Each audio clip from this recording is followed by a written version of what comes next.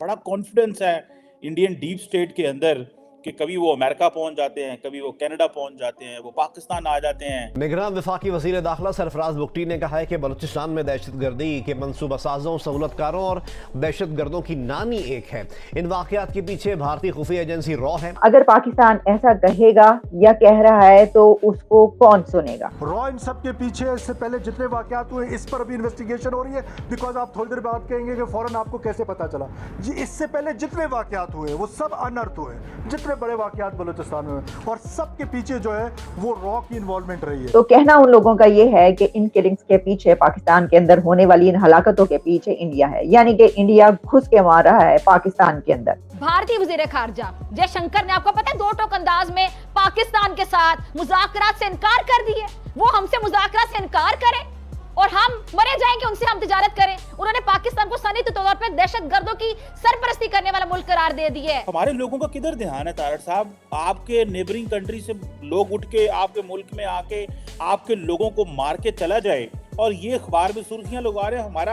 आप अपने लोगों को तारड़ साहब नहीं बचा सकते क्या? उनकी आप बॉडी लैंग्वेज देखें, उनके रवैये देखें कि पाकिस्तान के साथ सारे भी वो करते हैं, दहशतगर्दों को यहाँ पे भेजते हैं। कुलभूषण कौन था? क्या करने आया था पाकिस्तान में? अभिनंदन जो जहाज लेके गिरा था यहाँ पे, क्या करने आया था पाकिस्तान में? पाकिस्तान में दहशतगर्दी किस तरह करवाते हैं इंडिया वाले रॉ के जरिए। जब कनाडा की तरफ से ऐसा कुछ कहा गया था तो उसको कैसे स्नैप किया गया, और भारत की तरफ से उसका कैसा मुंह तोड़ जवाब ही नहीं, बल्कि उसको तो उल्टा उनको पड़ गए। वो जस्टिन ट्रूडो को उल्टा पड़ गए इंडिया वाले कि तुम्हारी हिम्मत कैसी, तुम ये कहो। जब तक भारत मसला कश्मीर को हल नहीं करता, कश्मीरी हमारे बहन भाइयों पे जुल्म का सिलसिला बंद नहीं करता, वहां मनमाने कवानीन मुसल्लत करना नहीं छोड़ता, इस मौजू पे बात तब तक नहीं की जानी चाहिए।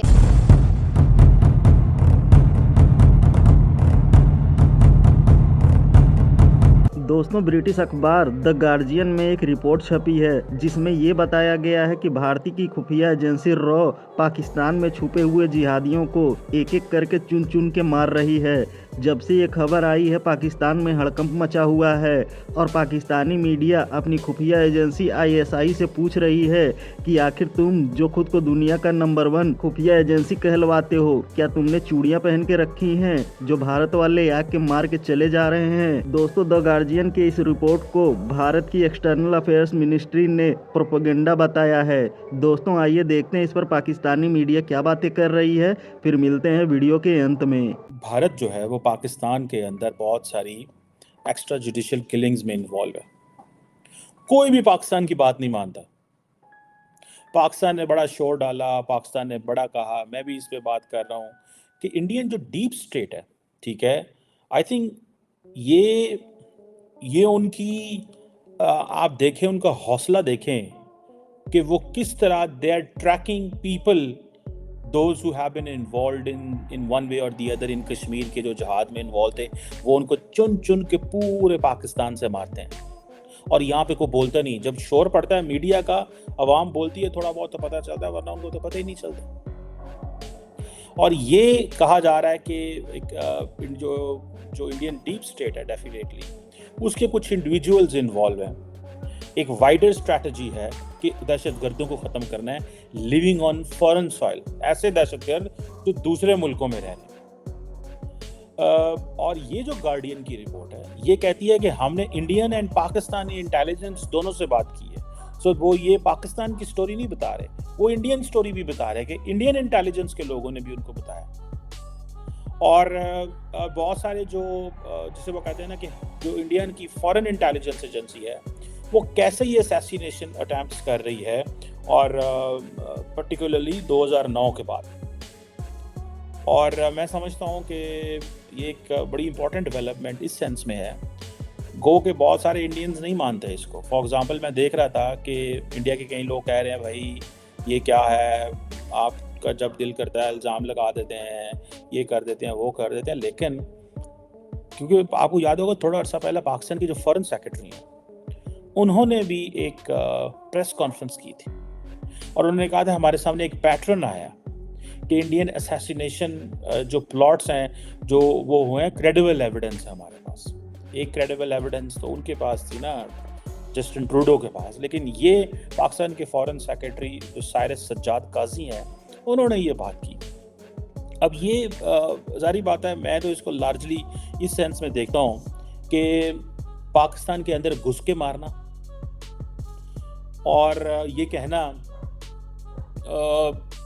ये समझे कि 20 से ज़्यादा पाकिस्तानी जो हैं 2000 से 2020 से ऑनवर्ड 20 से ज़्यादा।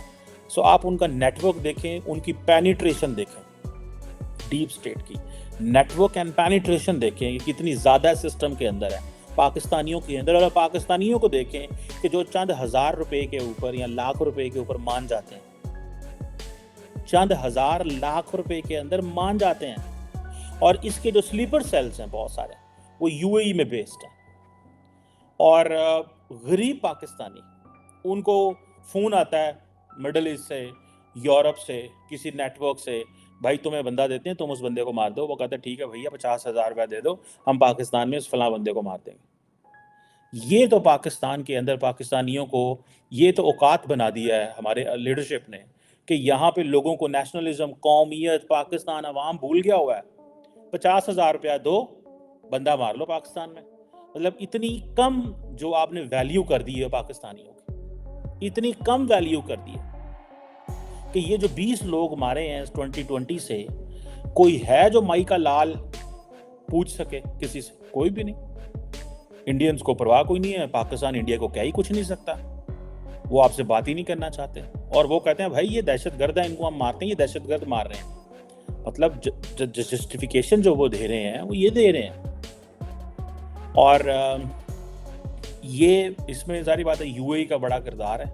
यूएई का इसलिए किरदार है कि वहाँ आपको बहुत सारे पाकिस्तानी मिल जाएंगे और वहाँ से बहुत सारे नेटवर्क हैं जो ऑपरेट कर रहे हैं। सारी बात है, बड़ा सिटी है दुबई, अबू धाबी, ये वो आगे पीछे और भी बहुत सारे, सिर्फ ये नहीं, यूरोप में भी देख लें, ऐसे कई पाकिस्तानी भी थे जो जिनको यूरोप से मरवाया गया है। वो इंडिया उसमें इन्वॉल्व नहीं था, उसमें और बहुत सारे लोग थे। और वो क्या करते हैं कि उन्होंने अपने नेटवर्क अंदर बना लिया है। देखिए डिस्पाइट एक चीज़ ये होती है, देखिए इंडिया को बड़ा ज़बरदस्त एक चीज़ मिल गया, वो क्या?